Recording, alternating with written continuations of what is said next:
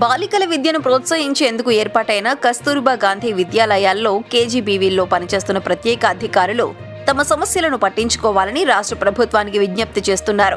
తమకు అనేక బాధ్యతలు అప్పగించి వేతనం మాత్రం పెంచలేదని ఆవేదన వ్యక్తం చేస్తున్నారు.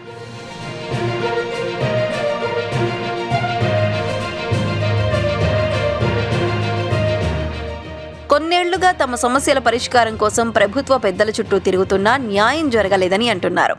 ఇటీవల కేజీబీవీ సంఘ నేతలు, ప్రభుత్వ హెచ్ఎంల సంఘం నేతలు దీనిపై సర్కారుకు వినతి పత్రం అందజేశారు.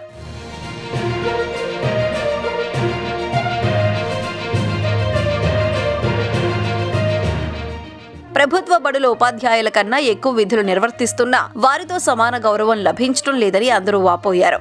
బాలికలు మధ్యలోనే చదువు మానేసే పరిస్థితిని మార్చే ఉద్దేశంతో ఉమ్మడి రాష్ట్రంలో 2010-11లో కేజీబీవీలను ఏర్పాటు చేశారు. హాస్టల్తో పాటు నాణ్యమైన విద్య అందించేలా చర్యలు తీసుకున్నారు.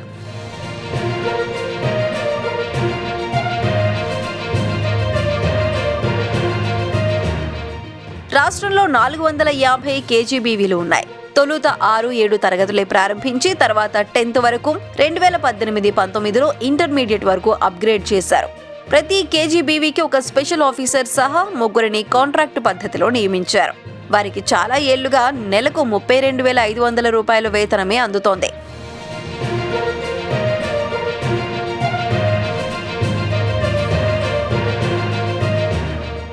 ఇంటర్మీడియట్ వరకు అప్గ్రేడ్ చేయడంతో విధులు పెరిగాయి. నెలకు కేవలం 2 క్యాజువల్ లీవ్స్ ఉంటాయి. అత్యవసరమై అదనంగా సెలవు పెడితే వేతనంలో కోత పడుతుంది. స్కూల్, హాస్టల్, ఇంటర్ కాలేజ్ల నిర్వహణ మొత్తం ప్రత్యేక అధికారి చూసుకోవాలి. కొన్ని జిల్లాల్లో మోడల్ స్కూళ్ల బాధ్యతలను కూడా వీరికి అప్పగించారు.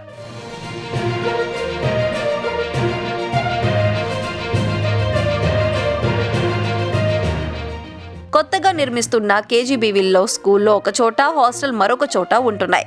దీంతో అన్ని విధులు నిర్వర్తించడం కష్టంగానే ఉందని వారు చెబుతున్నారు. రాత్రి విధులప్పుడు చాలా ఇబ్బంది పడుతున్నామంటున్నారు. ఆ రోజు మధ్యాహ్నం నుంచి మర్నాడు మధ్యాహ్నం వరకు నిరంతరం డ్యూటీ ఉంటుందని, దీనివల్ల అనారోగ్యం పాలవుతున్నామని వాపోతున్నారు.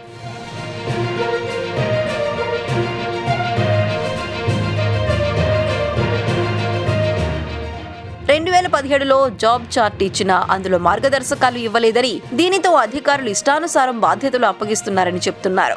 కేవలం చిన్న స్కూళ్ల విధుల కోసమంటూ మమ్మల్ని తీసుకుని తర్వాత రెట్టింపు బాధ్యతలు పెట్టారు. ఏళ్లు గడుస్తున్నా వేతనం పెంచలేదు. మాకు పని ఒత్తిడి తగ్గించి వేతనం పెంచితే తప్ప మేం సంతృప్తిగా పనిచేయలేని పరిస్థితి ఉంది. ప్రభుత్వం మా గోడు ఆలకిస్తుందని ఆశిస్తున్నాం అంటూ తెలియజేశారు.